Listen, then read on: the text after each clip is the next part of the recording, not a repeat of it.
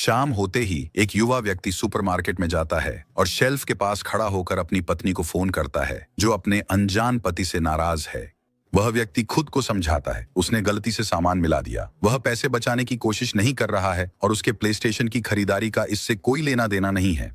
वैसे भी वह पैसा छुट्टी के लिए काफी नहीं होता, यहाँ तक कि काला सागर तक भी नहीं। और जो यात्रा उसने की थी वह काम के लिए थी, मौज मस्ती के लिए नहीं। ये समझते हुए कि वह उसका मन नहीं बदल पाएगा, वह व्यक्ति फोन काट देता है और चेकआउट की ओर बढ़ता है, जहां एक मैला कुचैला आदमी सबसे पहले खड़ा है। कैशियर उसे कुल राशि बताती है, लेकिन उसके पास 10 रूबल कम है। वह कैशियर से अनुरोध करता है कि जितने पैसे हैं उतने में ही सामान दे दें, लेकिन वह मानती नहीं है। वह आदमी लाइन में खड़े लोगों से अनुरोध करता है कि वे कमी पूरी करने के लिए पैसे उधार दें, यह याद दिलाते हुए कि न्याय का दिन आएगा जब हर किसी को इस जीवन में किए गए अच्छे कर्मों को याद करना होगा। लोग अलग अलग तरीके से प्रतिक्रिया करते हैं। एक व्यक्ति कतार से बाहर चला जाता है। वह आदमी एक युवा व्यक्ति को देखता है क्योंकि वह अमीर लगता है, लेकिन पीछे खड़ी महिला सिक्का निकालती है। बेघर आदमी शुक्रिया कहता है और बताता है कि फरिश्ते उसे याद रखेंगे, शायद यह काम उसके पाप घटा दे। फिर वह अपनी जेब से 50 रूबल निकालकर कैशियर को देता है। सिक्का लौटाते हुए वह काउंटर पर 10 रूबल का सिक्का रखता है और युवा व्यक्ति से कहता है कि जब वह इस पल को नर्क में याद करेगा तो यह काम आएगा। बेघर आदमी चला जाता है और युवा व्यक्ति अपनी चीजों का भुगतान करता है। जब कैशियर 10 रूबल के चेंज की मांग करती है तो वह भिखारी का सिक्का दे देता है। वह भुगतान पूरा करता है और खाली पार्किंग लॉट में बाहर निकलता है, अभी भी अपनी पत्नी के साथ फोन पर। जब वह सामान ट्रंक में रखता है तो खुद को फिर से समझाता है, एक व्यापार यात्रा और एक महिला सहकर्मी के बारे में जिससे उसकी पत्नी जलती है। अचानक वह आदमी फुटपाथ पर बैठा दिखता है। वह उसके पास जाकर सिक्का लौटा देता है। वह जो उसका नहीं है उसे रखना नहीं चाहता, लेकिन वह आदमी सवाल करता है, क्या उसे उस जलती गहना से डर है जहां वह एक दिन जल सकता है? और क्या वह प्रभु यीशु मसीह में विश्वास करता है? वह व्यक्ति मानता है कि आस्था उसकी चीज नहीं है और कार की ओर लौटने लगता है, लेकिन बेघर आदमी पीछे आता है। अब वह जानना चाहता है कि वह व्यक्ति किस में विश्वास करता है। वह व्यक्ति कहता है कि वह सिर्फ तथ्यों पर यकीन करता है। अचानक आदमी बोलना शुरू करता है, यह कहते हुए कि उस स्थिति में वह व्यक्ति मरने के बाद कीड़ों का भोजन बन जाएगा। क्या यही उसके जीवन की चरम सीमा है? व्यक्ति नाराज हो जाता है और बताता है कि वह गणितज्ञ है और सटीक विज्ञान में यकीन करता है। कीड़ों का भोजन बनना आदर्श नहीं है, लेकिन यह एक प्राकृतिक अंत है जो सभी का इंतजार कर रहा है। आदमी जवाब देता है, अगर उसे किसी चीज में दिलचस्पी नहीं है तो वह पहले ही कीड़े का खाना बन चुका है। लेकिन वह जोर देता है कि बेघर व्यक्ति इस परिणाम के करीब है क्योंकि उसकी जीवन शैली सही नहीं है। और अब जब वे इस पर चर्चा कर रहे हैं तो उसके जैसे व्यक्ति के लिए जीवन का मतलब क्या है? बेघर आदमी रुकता है। वह कहता है, यह अच्छा सवाल है। वह कीड़े के भोजन की बात पर मजाक करता है, लेकिन कहता है कि आदमी ने वह जगह ले ली है। जिज्ञासु होकर युवा व्यक्ति उस पर गंभीर बातचीत को मजाक में बदलने का इल्जाम लगाता है। साथ ही उसके विचार वैज्ञानिक तथ्यों पर टिके हैं। उसे भगवान के अस्तित्व का ठोस सबूत कभी याद नहीं आता। अचानक बेघर व्यक्ति कहता है कि इसके प्रमाण हैं, लेकिन आप उसे नहीं मना सकते जो मानने से इनकार करता है। पहले युवा व्यक्ति कुछ मानता था, लेकिन यह बात उसे गुस्सा दिला देती है। बेघर आदमी को कैसे पता होगा कि वे पहले नहीं मिले हैं? लेकिन आदमी शांति से कहता है कि वे कई बार मिल चुके हैं, जिससे युवा व्यक्ति भ्रमित और असहज हो जाता है।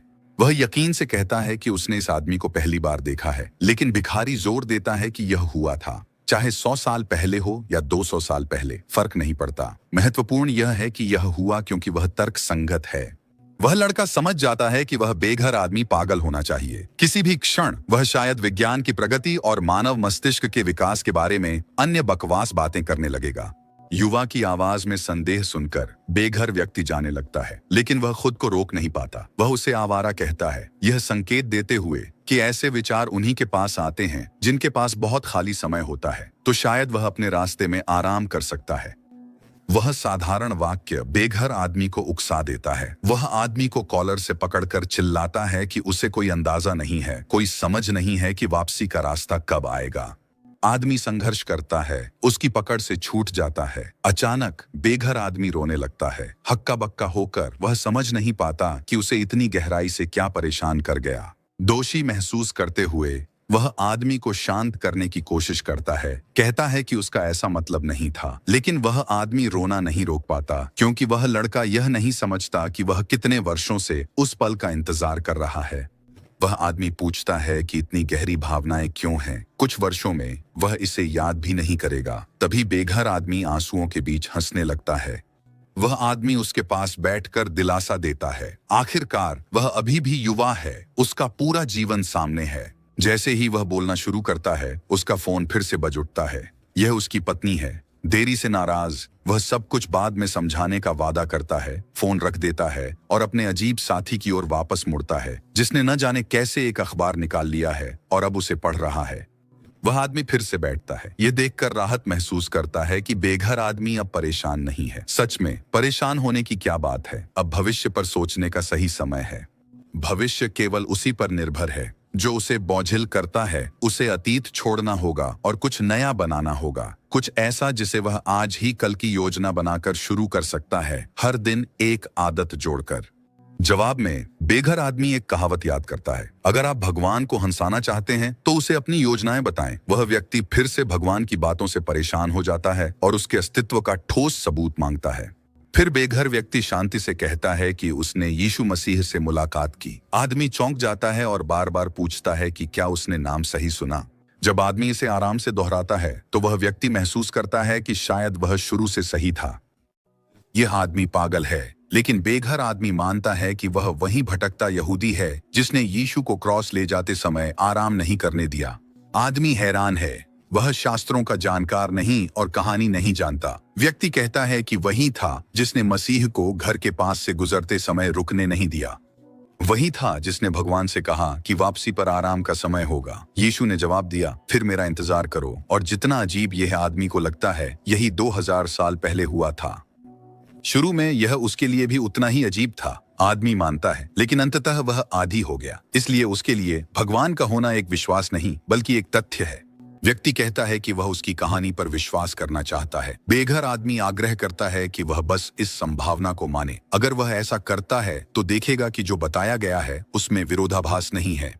व्यक्ति चुनौती लेता है, झूठ पकड़ने को दृढ़ है, लेकिन आदमी का चेहरा देखकर कुछ उसे रोकता है। वह समय नष्ट न करने का निर्णय लेता है और बेघर आदमी को अलविदा कहता है।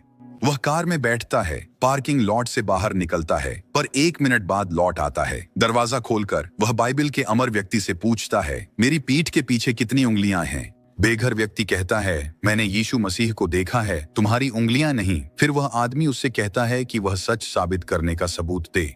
आदमी कहता है कि उसे नहीं पता कैसे साबित करे। उसने मसीह के वस्त्र का कोई टुकड़ा नहीं रखा, और अगर रखा भी होता तो कैसे साबित करता कि यह उसके पैंट का टुकड़ा नहीं है।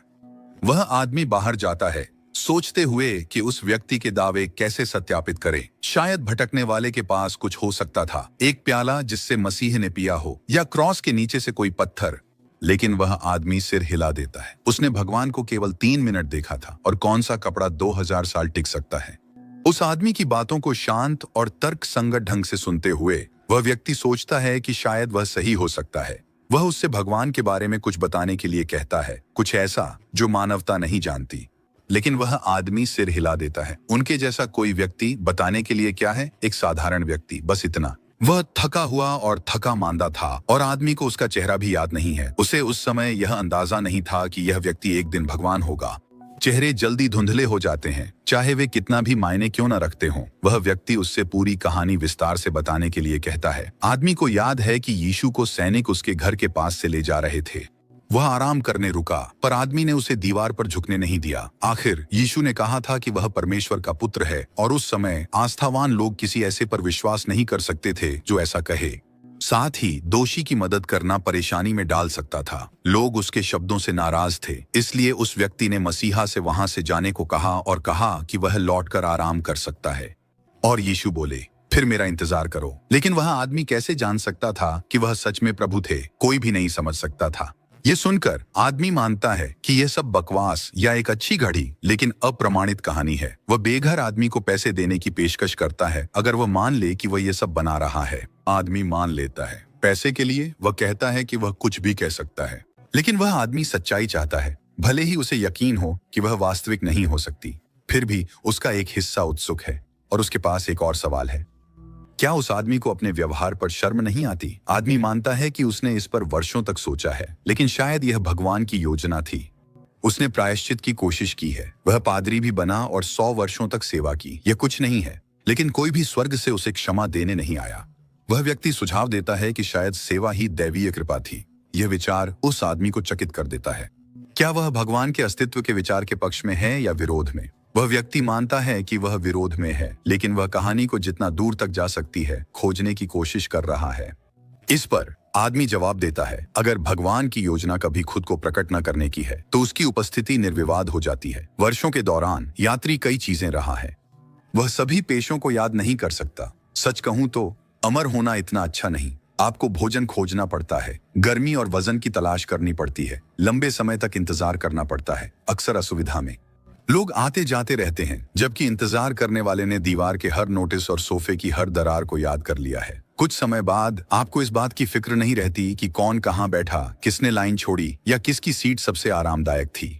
वह बस दूसरे आगमन या दुनिया के अंत का इंतजार करता है, पर कोई नहीं जानता कब होगा। वह आदमी समझ नहीं पाता क्यों, वह बस इंतजार करता है। अमृतत्व से सब कुछ अनुभव क्यों नहीं कर लेते? लेकिन आदमी कहता है, कोई भी सब कुछ अनुभव कर सकता है। जिंदगी उतनी छोटी नहीं जितनी लोग मानते हैं। फिर भी वह आदमी कहता है, साधारण लोग डर सकते हैं, अंत कभी भी आ सकता है। वह आदमी मानता है कि वह डरता है। अमर होते हुए भी अगर कोई उसकी 2 उंगलियां काट लेता तो वह नहीं मरता। वह 3 उंगलियों के साथ 2000 से अधिक वर्षों तक जीवित रहता। कुछ लोग कोशिश कर चुके हैं, लेकिन उंगलियां अभी भी वही हैं, हालांकि निशान रह गए हैं। लेकिन लोग सहनशील प्राणी होते हैं। वह आदमी और भी जिज्ञासु हो रहा है। अगर टैंक का गोला उसके सिर पर लगे तो क्या होगा? क्या वह सिर के बिना अमर व्यक्ति होगा? लेकिन यात्री उसे यकीन दिलाता है कि ऐसा नहीं होगा, क्योंकि ऐसा नहीं हो सकता। क्यों? उसे नहीं पता। शुरू में उसने इसे खत्म करने की कोशिश की। वह 2 हफ्तों तक एक शाखा से लटका रहा। उसका गला जलती पीड़ा में था जब तक शाखा टूट गई। उसने पैरों की हड्डियां तोड़ लीं। 1942 में उसे नाजियों द्वारा पकड़ लिया गया था। उसने अपने सिर में गोली मारने का प्रयास किया। गोली अटक गई और बैरल फट गया। उसके हाथ में छर्रे लगे थे और उसकी ठुड्डी के नीचे अब भी एक निशान है, लेकिन सब ठीक हो गया, यहाँ तक कि नसें भी। शुरू में उसकी उंगलियां नहीं हिल रही थीं। उसने बहुत खून खोया और अन्य कैदियों के साथ फील्ड अस्पताल पहुंचा। वह करीब 40 साल पहले पोलैंड से रूस आया था। वह आदमी हैरान है। उसने उस व्यक्ति को 30 साल से ज्यादा नहीं दिया होता। बेघर व्यक्ति याद दिलाता है कि उसने उसे दुकान में 10 रूबल नहीं दिए थे। आदमी जल्दी से जेब में हाथ डालता है। व्यक्ति पैसे आभार से लेता है, आश्वासन देता है कि याद रहेगा, लेकिन आदमी अभी खत्म नहीं हुआ। वह बार बार पूछता है, शायद यात्री के पास अद्भुत शक्तियां हैं। आदमी बस हंसता है। उसने आदमी को कहानी सुनने के लिए मजबूर नहीं किया, उसने खुद पूछा। फिर भी आदमी विश्वास नहीं करता। कोई भी ऐसी कहानी बना सकता है। भिखारी अक्सर कहते हैं कि उनके कागजात अभी अभी चोरी हो गए हैं या वे किसी सेलिब्रिटी के नाजायज बच्चे हैं। यह आदमी स्किज़ोफ्रेनिक हो सकता है या शायद कहीं छिपा कैमरा है। लेकिन वॉन्डरर कहता है कि अगर वह इसे बना रहा होता तो क्या यह समझदारी नहीं होती कि वह कुछ विश्वसनीय चुनता? मानसिक रूप से बीमार लोग आजकल बहुत हैं। फिर भी बहुत कम लोग मानसिक अस्पतालों में अमर होने का दावा करते हैं। वह कुछ भी नहीं कह सकता था। यही उसे एक पागल व्यक्ति से अलग करता है। वह जानता है कि सीमा कहाँ है। वह जो जानकारी में प्रवेश करती है जो लोगों को असहज कर देती है। इसलिए कोई डॉक्टर संदेह नहीं करेगा जब तक वह खुद न चाहे। वह व्यक्ति इसे अस्थिर मानता है। एक सामान्य व्यक्ति ऐसे विचारों से परेशान होता है। यात्री को कैसे यकीन है कि ये घटनाएं सच में हुई? वह माफी मांगता है कि उसने संदेह किया। वह कहानी पर विश्वास करने की कोशिश कर रहा है। आदमी सिर हिलाता है। वह समझता है। उसने खुद सोचा है कि क्या वह पागल हो गया, लेकिन सालों बीत गए और वह वैसा ही रहा। कुछ नहीं बदला। उसने अपनी त्वचा पर निशान भी बनाए। 920, 14, 64, 18, 12। फिर वह बैठकर सोचता, शायद उसने ये निशान कल ही बनाए और उन्हें 200 साल पुराना दिखाया। आप इसे खुद को कैसे साबित करेंगे? इसलिए उसे उस व्यक्ति की मदद चाहिए। साथ मिलकर समझना सरल होता है। वह व्यक्ति सहमत होता है और एक विचार प्रयोग का सुझाव देता है। क्या होगा अगर वही व्यक्ति वॉन्डरर के सिर में गोली मार दे? आश्चर्यजनक रूप से आदमी कहता है, आगे बढ़ो। चूंकि टैंक नहीं है, शायद चाकू ही सही रहेगा। लेकिन वह मना कर देता है। वह पुलिस को नहीं बताएगा कि बेघर आदमी ने कहा कि उसने यीशु को देखा है और इसलिए उसे नहीं मरना चाहिए था। आदमी कंधे उचकाता है, ऐसा ही होता है। तो आदमी उससे कुछ इतिहास बताने को कहता है, लेकिन यात्री कुछ खास नहीं बता सकता। चरवाहे भेड़ें चराते थे, मछुआरे मछली पकड़ते थे। वह लोगों को वह नहीं बता सकता जो वे पहले से नहीं जानते। आखिरकार उसने खुद ज्यादातर बातें किताबों से सीखी हैं। आदमी यह नहीं समझ पाता कि कोई अपनी जीवन कहानी कैसे भूल सकता है। लेकिन यात्री उससे पूछता है, क्या उसे याद है कि वह पिछले अगस्त में कहाँ था, और वह तो 1 साल भी नहीं हुआ। सदियों के दौरान यात्री बस विभिन्न देशों में रहता था। हालांकि वह कभी ज्यादा यात्री नहीं था। उसकी आत्मा शायद कुछ नया चाहती थी, लेकिन उसके शरीर को हमेशा गर्मी और रोटी की जरूरत होती थी। वह देश देश घूमता रहा, पर उसके पास कोई प्रमाण नहीं। पड़ोसियों ने उस पर ज्यादा ध्यान नहीं दिया। हमेशा ऐसे लोग होते हैं जो जवान दिखते हैं, और वह कभी भी एक जगह पर ज्यादा समय तक नहीं रुका। वह कई प्राचीन भाषाएं जानता है, लेकिन उनमें से ज्यादातर को अब मृत माना जाता है, और उन्हें कौन सत्यापित कर सकता है। फिर भी वह व्यक्ति उसकी कहानी में कमी ढूंढने पर अड़ा है। लेकिन आदमी किसी और चीज में रुचि रखता है। इस आदमी को उसके पास कौन लाया? उन्होंने बिना कारण बात शुरू नहीं की। वह व्यक्ति विषय बदलता है। अंतरिक्ष के बारे में यात्री कहता है कि उसने कई अजीब चीजें देखी हैं, लेकिन एलियंस नहीं। उसने तारों और आकाश गंगाओं के बारे में पढ़ा है और सोचता है कि इतनी दुनियाओं के होते हुए भी अन्य जीवन का कोई संकेत क्यों नहीं है। शायद यह सब बस दृश्य है, निर्जीव ग्रहों की पृष्ठभूमि। वह व्यक्ति फिर से हैरान होता है, यह एक बेघर आदमी से जो शायद शराब पीता है। लेकिन यात्री उसे यकीन दिलाता है कि उसके पास सोचने, पढ़ने और लोगों से बात करने का बहुत समय था। तो 2000 वर्षों में वह एक साधारण चरवाहे से पूरी तरह बेघर व्यक्ति बन गया है। यात्री जाने लगता है, लेकिन वह आदमी फिर से उसके पास आता है। उसे यह अजीब लगता है कि सबको माफ करने वाले यीशु किसी को श्राप देंगे, लेकिन वह आदमी इसे श्राप नहीं मानता। मसीह ने क्रोध या कड़वाहट में बात नहीं की। यात्री का मानना है कि उसने अपने ही शब्दों से खुद को श्राप दिया और भगवान ने बस उन्हें सच कर दिया। अगर उसने कहा होता, मुझे सबसे अमीर आदमी बना दो या मुझे एक सुंदर पत्नी मिल जाए, तो शायद वही होता। 2000 साल बाद वह निष्कर्ष पर पहुंचा कि असली श्राप इंतजार नहीं है, यह है कि वह मूर्ख चरवाहा ही बना रहा। एक व्यक्ति जो रचनात्मक होता है, आत्मा से भरा जीवन जीता है, लेकिन उसने कोई रहस्य नहीं पाया। उसने कुछ खास आविष्कार नहीं किया। वह व्यक्ति चकित है। कैसे हो सकता है कि यात्री के पास 2000 साल बाद के किसी व्यक्ति से साझा करने के लिए कुछ न हो? शायद उसने माइकलैंजेलो या नीत्शे से मुलाकात की हो, लेकिन वह व्यक्ति बस सिर हिला देता है। जिन निष्कर्षों पर वह पहुंचा, वे पहले से ही मानवता के लिए ज्ञात थे। शायद उसने कुछ प्रतिभाओं से मुलाकात की हो, लेकिन उसे यह कैसे पता चलता? और किताबों में चित्र असली लोगों जैसे नहीं लगते। वह व्यक्ति यात्री से कहता है कि कम से कम यह बताओ कि लोग 1000 साल पहले कैसे रहते थे, वे क्या सोचते थे, किस पर विश्वास करते थे। लेकिन आदमी कहता है कि लोगों ने हमेशा वही चीजें सोची हैं कि पृथ्वी सपाट है, भगवान बादलों के ऊपर बैठते हैं और हर कदम देखते हैं। अब वे मानते हैं कि ईश्वर हर व्यक्ति में है। वह हर कदम देखता है और निर्णय करता है, जैसे इंसान। लोग सही और गलत पर असहमत होते हैं। मतलब ईश्वर मानव कार्यों की उतनी ही परवाह करता है जितनी मनुष्य। तो अगर हर किसी में भगवान है तो शैतान भी होगा। लोग जानते हैं कि वे कब अच्छा कर रहे हैं और कब बुरा। मतलब भगवान का रूप होता है जो मानव कल्पना का रूप है। और अगर आप सोचें तो व्यक्ति के पास हमेशा विकल्प होता है, भाग्य भी होता है, लेकिन यह कुछ ऐसा है जिसे व्यक्ति खुद चुनता है। किसी भी क्षण वे उस भाग्य को चुनना बंद कर सकते हैं और दूसरा चुन सकते हैं। अब वह व्यक्ति सोचने लगता है, शायद विश्वास करने वाले लोग इतने मूर्ख नहीं होते, लेकिन फिर कट्टरपंथी कहां से आते हैं? यह समझदारी नहीं है। उन लोगों को क्यों मारें जो आपके विश्वास नहीं मानते? यात्री कहता है कि लोगों को दूसरों के विश्वासों पर अपनी राय अपने तक रखनी चाहिए, लेकिन इंसान स्वाभाविक रूप से ऐसे नहीं होते। हमेशा से ऐसा रहा है। कोई कुछ पवित्र पाता है तो उसे जीवन का अर्थ मिलता है। फिर वे पड़ोसी के मुख्य अंग से तुलना करते हैं और इसी तरह झगड़े शुरू हो जाते हैं। अचानक उस आदमी का फोन बजता है। वह इसे भूल गया था। वह अपनी पत्नी से माफी मांगता है, कहता है कि वह एक दिलचस्प व्यक्ति से बात कर रहा था। वह तुरंत मान लेती है कि उसका मतलब किसी महिला से है और बताती है कि वह पहले से ही रास्ते में है। बेघर आदमी उसे सलाह देता है कि वह उसकी पकड़ से बाहर निकल जाए और पूछता है कि उसकी जीवन दृष्टि क्या है। आदमी कहता है कि वह मसीह में विश्वास करती है, लेकिन अब इस बातचीत के बाद उसे लगता है कि भगवान के अस्तित्व को नकारना उतना ही कठिन है जितना कि साबित करना। इस पर भटकने वाला व्यक्ति कहता है कि अगर कोई खुश है तो उसे सवाल नहीं करना चाहिए, क्योंकि विश्वास खुशी देता है। और अगर आपके आसपास सब कुछ निराशाजनक है तो शायद आप ही निराशाजनक हैं। अब वह आदमी जिज्ञासु हो जाता है, यह आदमी भिखारी क्यों है?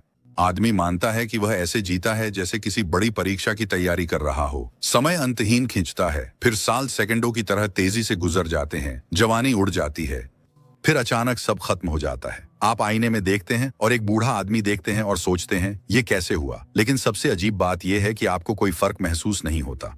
यह किसी तरह की अस्थिरता की जागरूकता की तरह है, जैसे हर साल थोड़ा और होश में आना। कल का आप पहले से ही कोई और है। यहाँ तक कि चुटकुले भी 5 साल पहले की तुलना में अलग लगते हैं। बुढ़ापे में आप कोई और बन जाएंगे, फिर भी खुद को लड़का ही महसूस करेंगे। वह व्यक्ति बुढ़ापे की बात नहीं करना चाहता, उसे इससे डर लगता है। शायद इसलिए लोगों ने धर्म खोजा, ताकि लगे कि मृत्यु के बाद कुछ है। फिर उसे संदेह होता है कि बेघर आदमी उसे बस बेवकूफ बना रहा था, लेकिन यात्री उसे खुद तय करने देता है। वह व्यक्ति अनंत यौवन का सिद्धांत देता है। अगर वह सच में 2000 साल से जीवित है तो वह खास होगा, लेकिन वह आदमी इसे नकारता है। उसने अपने जीवन में कुछ खास नहीं किया। युद्ध के दौरान एक पोलिश परिवार ने उसे छुपाया क्योंकि वह यहूदी था। उसके बाद शिविर आए। वह व्यक्ति जोर देता है कि वे समय अब से कठिन रहे होंगे, लेकिन वह आदमी असहमत है। दुनिया तेजी से बदल रही है, लेकिन लोग नहीं बदलते। वे नदी की तरह होते हैं, हमेशा बहते, घूमते, बदलते रहते हैं। फिर भी वही नदी नहीं होती, लेकिन इसका रास्ता 100 वर्षों से नहीं बदला। लोग बूंदों जैसे होते हैं, नया, अलग, पर वही पानी। वह व्यक्ति विश्वास के विरोधाभास को प्रस्तुत करता है। क्या भगवान ऐसा पत्थर बना सकते हैं जिसे वह खुद नहीं उठा सकते? यात्री इसे मन का विरोधाभास कहते हैं। यदि आप नास्तिक हैं तो दुनिया की सारी समझ सीधे आपके दिमाग में आती है। भगवान का विचार भी आपके दिमाग में है। समस्या आपके मन में है। सिर में भगवान उस पत्थर को नहीं हिला सकते जो वहीं है, लेकिन सही समय पर वह ऐसा कर देंगे। आदमी इन जवाबों से संतुष्ट नहीं। फिर वह व्यक्ति मानता है कि वह भी जानना चाहता है कि इंसान का उद्देश्य क्या है, मृत्यु के बाद क्या होता है, हमें जीवन में क्या पाना चाहिए। भले ही उसके पास ज्यादा समय है, फिर भी वह उत्तर नहीं ढूंढ पाया। अचानक वह सोचता है, उस आदमी ने यह सब क्यों बताया? वह आदमी बस हंसता है। वैसे भी कोई विश्वास नहीं करेगा। वह एक विचार देता है, अगर आप 1000 साल जीते तो क्या करते? वह वही करेगा जो अभी करता है, बस 1000 सालों तक। वह आदमी इसे नहीं समझता। कोई इतनी लंबी उम्र कैसे जी सकता है और अपने उद्देश्य को नहीं जान सकता? आदमी गहरी सांस लेता है। अगर इंसान भगवान की रचना है तो जीवन का अर्थ होना चाहिए, लेकिन वह नहीं जानता कि वह क्या है। उसने कभी किसी को नहीं देखा जिसने सच में अपनी पूरी क्षमता को पूरा किया हो। इतिहास बनाने वाले लोग भी असंतुष्ट होकर मरते हैं। हिटलर को देखिए, उसने अपनी विचारधारा पर विश्वास किया, लेकिन अपनी चिंगारी को नहीं जिया। वह एक कार्टून खलनायक बन गया। वह आत्मा नहीं जो हो सकती थी। शायद कुछ चिंगारियां इस दुनिया में नहीं टिकती, लेकिन हम कैसे जानें कि यह भगवान है या शैतान जो हमें फुसफुसा रहे हैं? और कोई स्वर्ग कैसे पहुंच सकता है अगर उनके भीतर बुराई बसी हो? आदमी कहता है कि उसने इस बारे में भी सोचा है। लगभग हर भावना का सार या तो डर है या प्रेम। बाइबल कहती है कि भगवान प्रेम है। व्यक्ति महसूस कर सकता है कि उनके अंदर कौन सी शक्ति हावी है। स्वर्ग में जाने के लिए उन्हें भगवान को चुनना होगा। अचानक व्यक्ति सोचता है, क्या ये आदमी भगवान है? लेकिन यात्री हंसता है, वह तो बस इंसान है, सभी की तरह। वह अपने अंदर भगवान का अंश और प्रेम की चिंगारी लिए है। उसे नहीं पता कि भाग्य ने उसे जीवित क्यों रखा। शायद उसके पास कोई मिशन है। आदमी कंधे उचकाता है। लोग जन्मते हैं और मर जाते हैं, पर कुछ लोग मानवता के विचार के वाहक होते हैं। यह विचार तब तक जीवित है जब तक मानव जाति है। यह दुनिया के अंत का इंतजार करता है, चाहे वह चाहे या न चाहे। शायद उस आदमी ने सिर्फ एक व्यक्ति से नहीं, बल्कि मानवता के विचार से मुलाकात की है। यात्री अब चेहरों को सच में नहीं देखता। वह एक ही लंबे, छोटे, खुश, कड़वे, आलसी, प्रेरित के संस्करण देखता है। हर कोई सोचता है कि वे अनोखे हैं, लेकिन एक के बाद एक वे साल दर साल, सदी दर सदी बदल दिए जाते हैं। फिर उस आदमी का फोन बजता है। उसकी पत्नी आ गई है। वह उसे उस व्यक्ति से मिलाने की कोशिश करता है जिसने कभी यीशु को देखा था। वह सोचती है कि यह मजाक है और चिल्लाती है, जबकि वह आदमी उसका बचाव करता है। एक और आदमी जो वॉन्डरर जैसा दिखता है आता है और उसे काम छोड़ने के लिए डांटता है। हैरान होकर वह आदमी उन्हें जाते देखता है, जबकि उसकी पत्नी कार में बैठकर चली जाती है। वह स्टीयरिंग के पीछे बैठता है, शीशे में देखता है और अहेस्वेरस को घूरते हुए देखता है। रूसी सिनेमा के लिए एक अप्रत्याशित फिल्म जो अस्तित्व, अमृता और मानव स्वभाव पर गहरे दार्शनिक सवाल पूछने की हिम्मत करती है।